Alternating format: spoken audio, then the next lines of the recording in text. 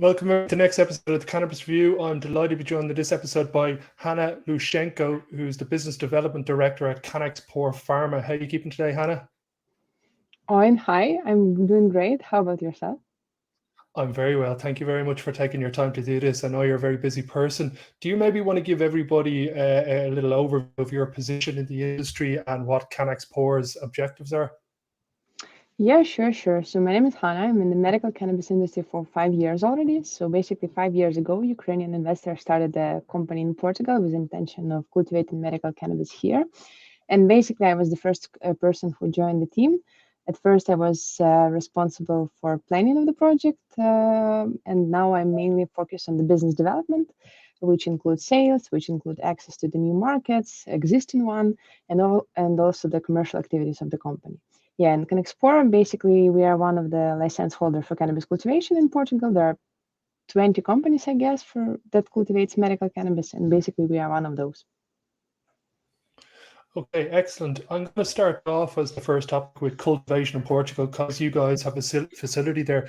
Can you explain to everybody the informed certification that cultivation companies need in Portugal, and what's the overarching parameters that a company that cultivates in Portugal is going to need to have in place? Yeah, sure. So basically, we are in 2023, and Portugal really kind of is considered to be one of the best places to cultivate medical cannabis in Europe because the policy is very transparent. The instrument is very familiar with the process, so it's quite easy. Not easy, but it's very kind of logical how to get the license here in Portugal. And as I said, there are already 20 companies in place. New players are coming, and yeah. So the idea is that the first step is to get the pre-license, which is kind of you submit the documents to get.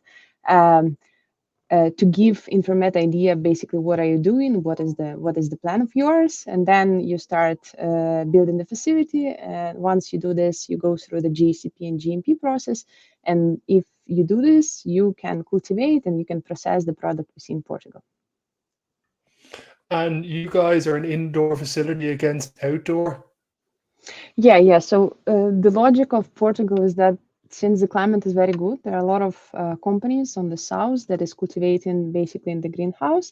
We chose a bit different strategy, so we cultivate indoor because we kind of value consistency of the product, we value purity of the product. Our product do not need radiation, and because of this, we always focus on kind of making sure that our product is very high quality.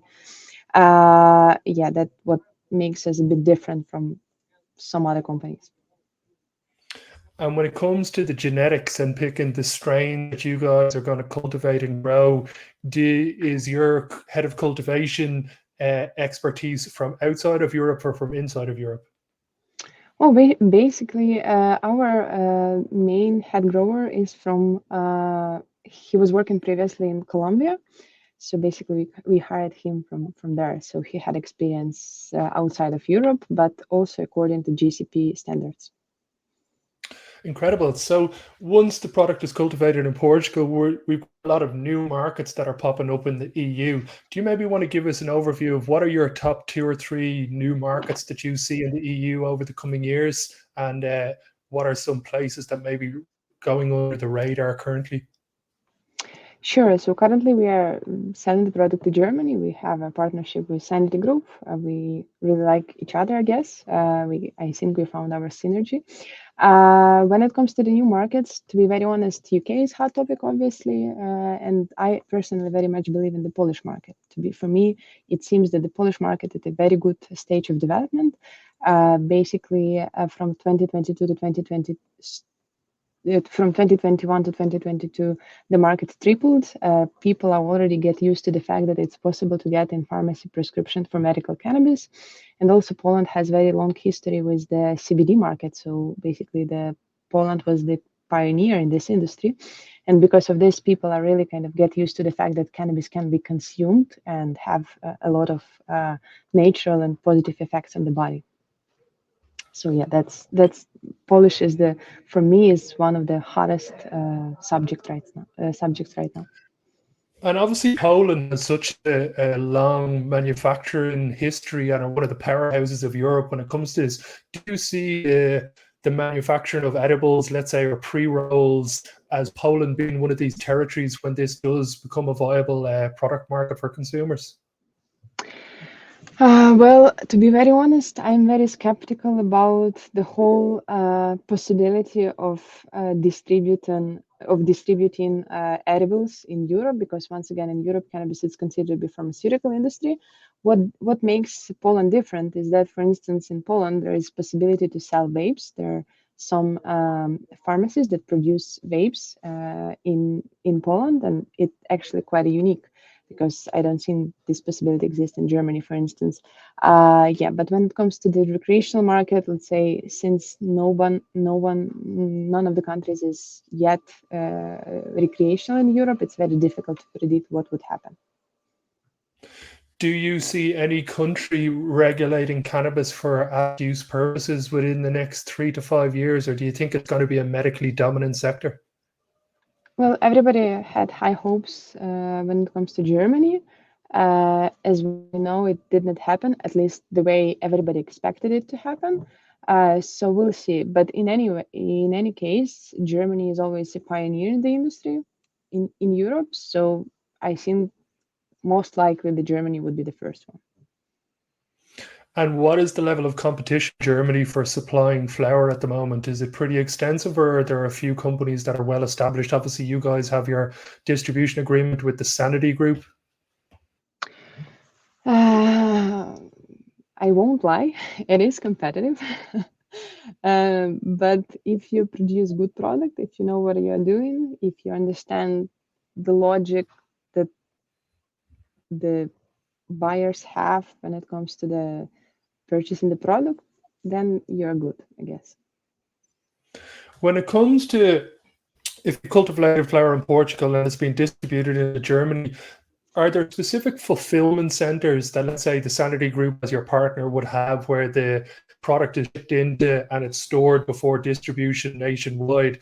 And what are the levels of security and compliance that are required for these distribution centers?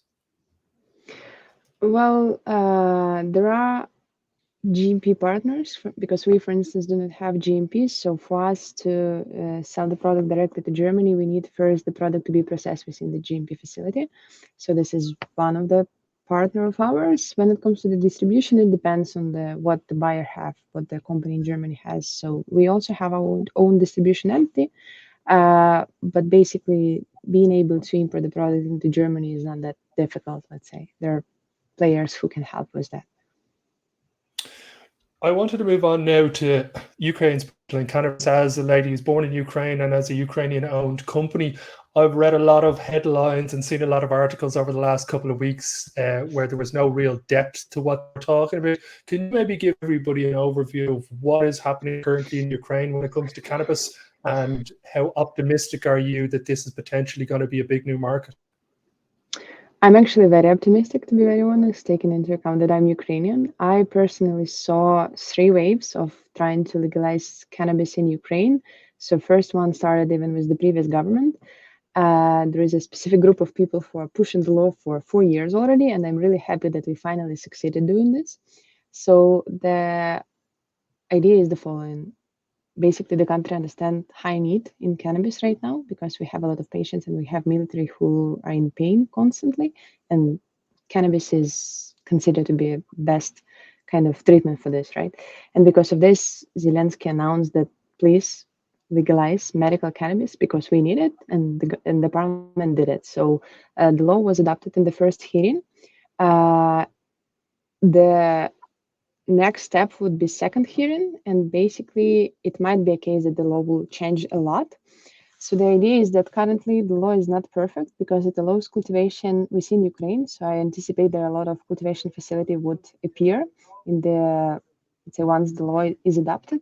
However, the law prohibits import of medical cannabis in the form of API and in the form of herbal medicine drug, as it being sold in Europe. So only import of finished pharmaceutical product is allowed, which is a problem. Because of this, last week, the whole week I spent in Ukraine, I was invited as an expert to explain how it works in Europe. So my job was to show example of Germany. I was explaining how it works in Poland, regulatory-wise, to allow actually import of the product. Why it's important? Because once again, the whole idea of the law is to allow cannabis consumption within Ukraine for those who are in need. And if we stick only to Ukrainian product, the product will appear on the market only until like not until 2028, right? Because of this, my job was to explain how it works in Europe, how to draw a law the way it allows quick access to medical cannabis. And to be very honest, I have high hopes. It's very early to say because the second hearing of the law would happen somewhere in September. Before that, there would be a lot of discussion in the parliamentary committee.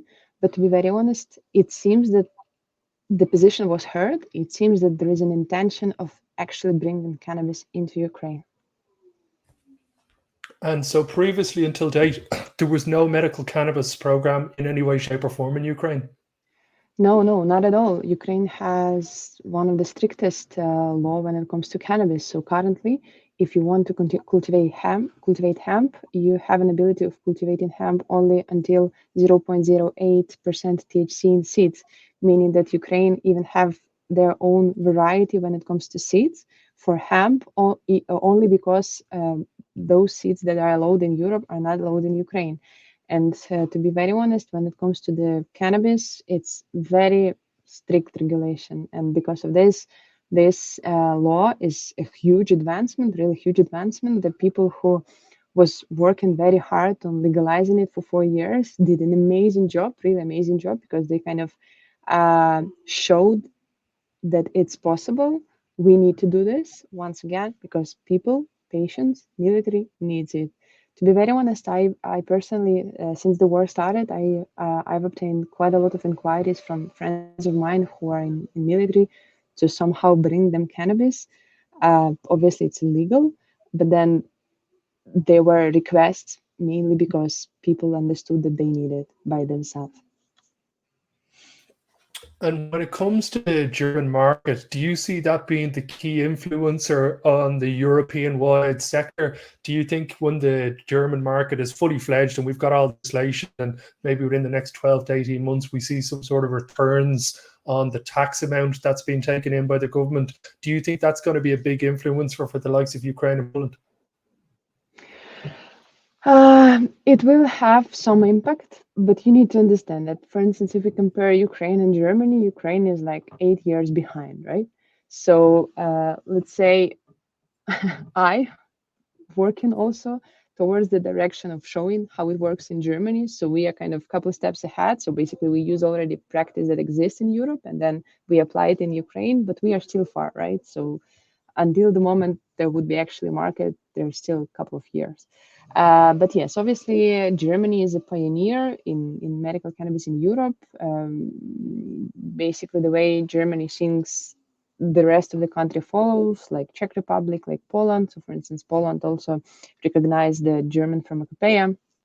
So, yeah, I guess Germany makes a lot of impact on the European cannabis landscape.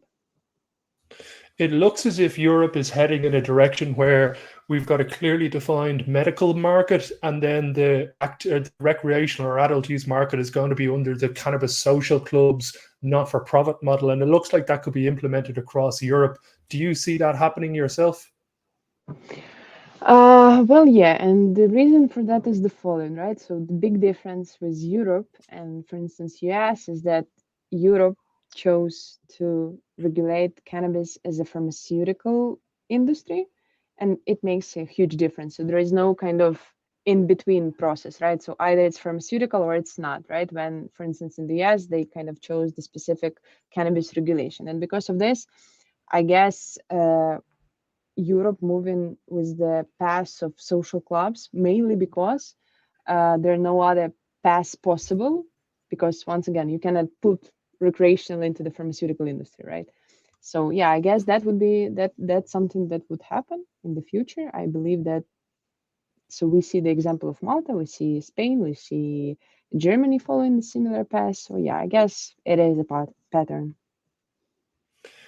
For now, we're just hitting our time limit. For anybody wanting more information on Cannexpor, the website is below. It's going to be in all the descriptions. Hannah, thank you very much for taking your time to do this. And hopefully within the next 12 months, we can have another chat and get an update on what Ukraine's potential has become.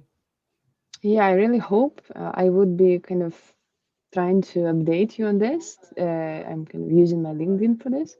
And yeah, I mean, like, I really have high hopes, and it seems to me that there is a high chance that that would actually happen. Well, we'll have our fingers crossed over here in Ireland that Europe starts progressing at a quicker pace than we've seen it progress in the last year or two. But for now, Hannah, thank you very much for taking your time to do this. Thank you so much, Ian. Thank you. Until next episode, everybody.